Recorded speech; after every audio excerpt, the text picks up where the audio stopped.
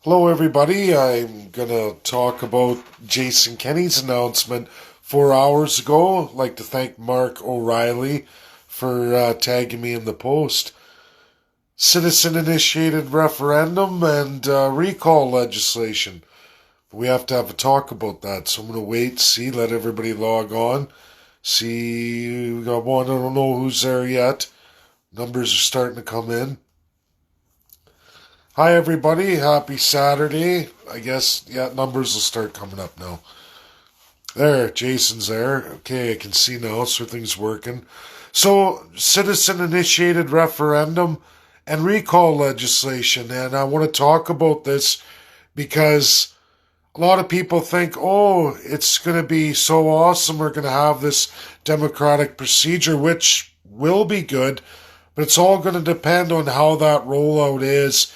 Issues I have with that, and I'm going to tell you, as there are a few of us Albertans who know the petition process here in Alberta and just how hard it truly is and how hard the government makes it.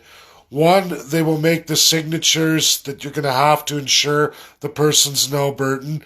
You're likely going to have those signatures in the first person, ID'd, just like any other petition going into government regulation or government certification.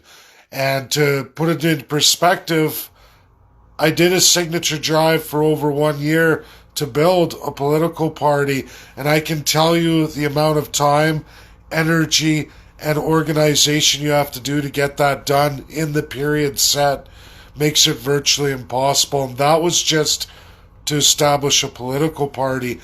For Alberta, it's a very, very hard process. So my skepticism here is the illusion of democracy, I call it.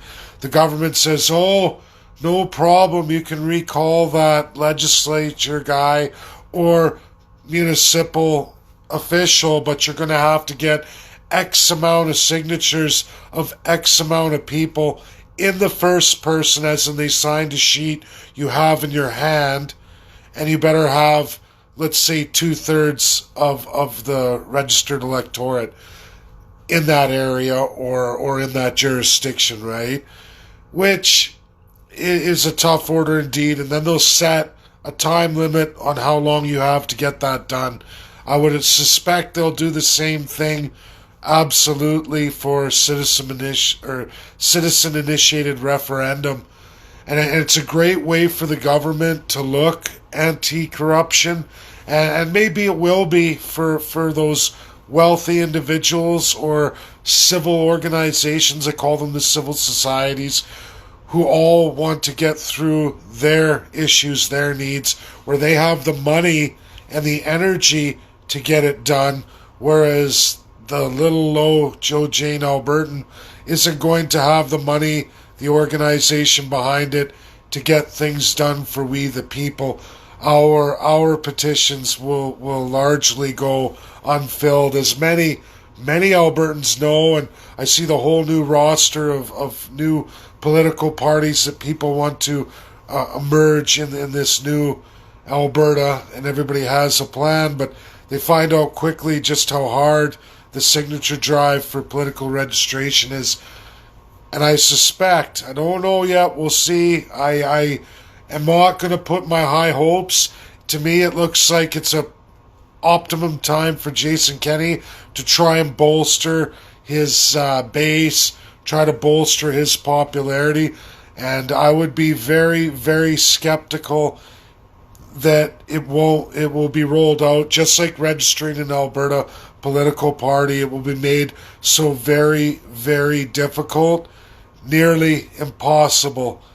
And the only people who may be able to see anything done is going to be those civil societies and organs that are already tied in with the legislature. They're already backing the political parties anyway.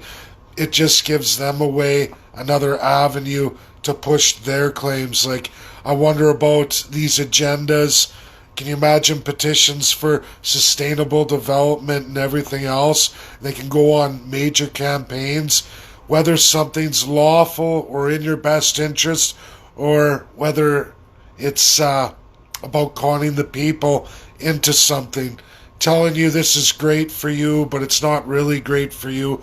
It's just another backdoor way to abuse people. And we'll see. I mean, I don't want to be Mr. Pessimist, but I'm going to have to see that legal bill and documentation. I just don't trust politicians these days. I look at it that, like I said, it'll be made as difficult, if not worse, than the process of registering a political party, which is very, very difficult.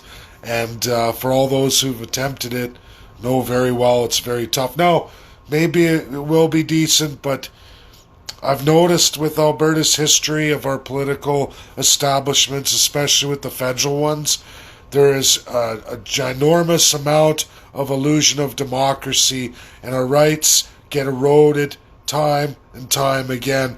I just don't see why they've put in all this legislation, permanent legislation, to ban freedom of expression, freedom to protest, all these other freedoms, and then they're going to initiate this, and then it's going to be somehow an easy process. I believe, like most of things, it's going to be just another act or bill that's the illusion of democracy. A way to trick you guys, or you think, oh look, we only need 250,000 signatures to put this referendum in.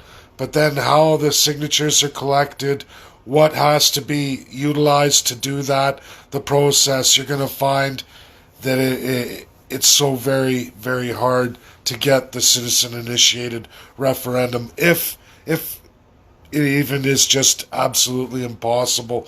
And I think recall may be the same way too. But as soon as he said petition, I thought, oh, here we go. I know how Alberta petitions work, and I also know how federal petitions work. Not very good at all. But we'll see. That's just my take for today, and I'll have to see that legislation in February. Bye all. Have a great rest of your weekend. I finished my plenaries and all my sessions, so now I'm back to being Dave, free from things. I still have a lot of work to do, organizing everything, and many, many more emails to send out. But it's all looking good, guys. So let's see what this act in February or March is. Let's see what the government drafts, and I'll be on it to let you all know exactly what the tail of the tape is. But you know what a person could do right now? If you've watched this video, get it shared out and tell people, ask your government, is it going to be a system like that? Maybe we can stop it before they fool the masses, or at least throw it on their lap that we know the tricks of the past. We know how you do petitions, and we know how you also do public inquiries too. So for anyone who's ever heard the term public inquiry, oh boy, never happens in Alberta. Never happens. And they've almost always been shut down by absolutely the lieutenant governor. And it's another way of the government promising you the world, but secretly embedding in the legislation a crown power that absolutely forbids judges or citizens from ever getting public inquiries. Absolutely. And it's quieted under the rug, and you never know about it. But ask yourself, when we have public inquiry legislation, there's an act for that. How many public inquiries have the good people of Alberta ever had on critical major issues? They've all disappeared, and then you got to wonder why. And it's there. It's right in the legislation, embedded at the end, that the government can absolutely underhandedly scrap all public inquiries.